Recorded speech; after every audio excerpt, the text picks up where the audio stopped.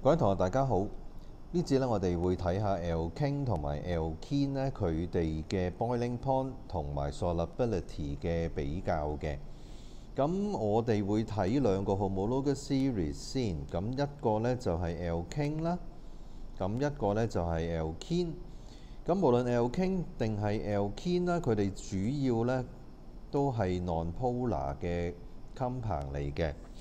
咁而 alkane 咧佢嘅 general formula 咧係 CnH2n 加2，咁所以咧佢哋之間 alkane molecule 之間咧就有個 van der Waals forces between molecule 咁形成嘅。咁而呢個 van der Waals forces 咧係非常之弱㗎，咁所以咧佢哋嘅 boiling point 咧就會係低嘅。咁隨住 carbon number increase， 咁個 molecular size increase， 咁嗰個嘅 van der Waals forces between molecule 當然係 increase 啦。咁佢個 boiling point 呢個趨勢就係 increase 啦。咁大家咧係需要識咧去解釋類似嘅嘢嘅。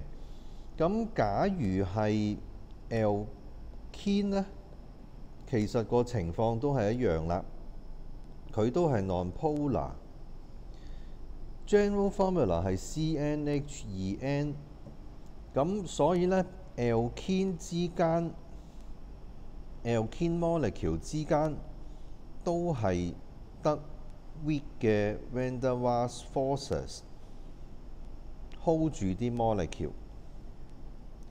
咁所以咧，同樣啦，佢個 boiling point 咧都係比較低嘅。咁亦都係一樣啦，隨住 carbon number increase， 咁個 molecular size increase，van der Waals forces 就 between alkene 嘅 molecule 就會 increase。咁所以咧，佢個 boiling point 咧，隨住 carbon number 咧增加而都會增加嘅。好啦，假如我哋比較返 alkane 同埋 alkene， 佢哋嘅 boiling point 又如何呢？咁當然啦，如果要比較嘅話呢，我哋要比較呢係 carbon number 呢係 same 嘅先有得比啦。咁如果 carbon number same 嘅話呢，嗰個嘅 number of electron in alkane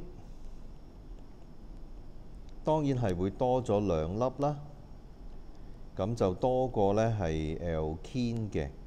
咁所以呢 in general 喺 same carbon number 嘅時候呢，佢個 molecular size of alkane 係稍稍大過 alkene， 咁即係話呢 van der Waals forces between 佢哋嘅相對嘅 molecule 呢，亦都會 increase 啦。咁所以呢個結論呢，就係個 boiling point alkane 係大過 alkene 嘅。咁啊，呢個呢就係 boiling point 啦。咁至於 solubility 呢，由於兩者呢都係 non-polar， 咁如果兩者都係 non-polar 嘅話呢，咁就唔可以同水 form hydrogen bond 啦。咁同水 form 唔到 hydrogen bond 嘅話呢，咁可唔可以 form 到其他簡單啲嘅力呢？都唔係太強。咁所以呢，佢哋兩者呢都係 insoluble in water， 無論 carbon number 有幾長都好啦，都係 insoluble in water。咁但係呢，由於佢哋可以同 organic solvent form 到另外一啲嘅 weak van der Waals forces， 咁所以呢，佢係會 soluble in organic solvent 啦。拜拜。